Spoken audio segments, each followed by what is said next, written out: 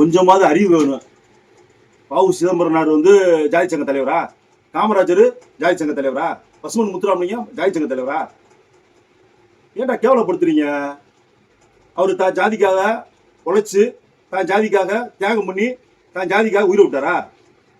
ஒரு தேசிய தலைவரை ஒரு ஜாதி கட்டுப்பாடுகளை வச்சு அவரை நீங்க எதுக்கு பயன்படுத்துறீங்க தெரியுமாடா?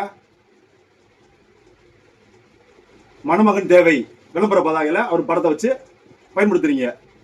ஒரு ஜாதி கட்சிக்கு ஒரு சீட் 2 சீட்டுக்காக அவரை பயன்படுத்துறீங்க.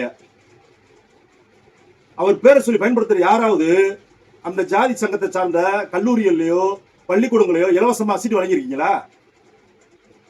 இல்ல அவர் பேரை சொல்லி அந்த ஜாதிக்காரங்களுக்கு கஷ்டப்பட்ட மக்களுக்கு அரிசி பருப்புன்னு ஏதாவது உதவி பண்ணிருக்கீங்களா?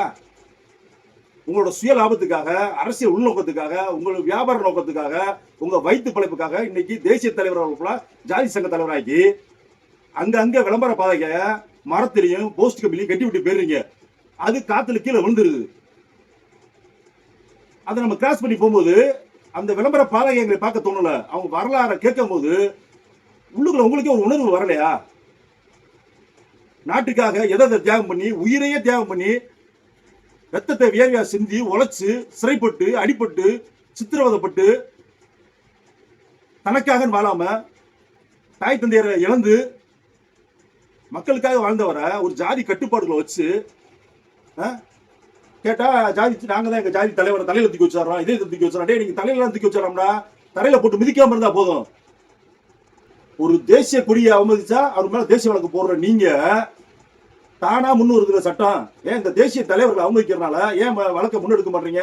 இன்னைக்கு தேசிய தலைவர்களை ஃபுல்லாமே பாத்தீங்கன்னா அவங்க எதுக்கு பயன்படுத்துறாங்க, எந்த விளம்பர நோக்கத்துல அதை பயன்படுத்துறாங்கன்னு எல்லாத்துக்குமே தெரியுதுல. தேசிய தலைவர்களை என்னதுக்கு தான் பயன்படுத்தணும் அப்படின்னு சொல்ல வேண்டியதானே?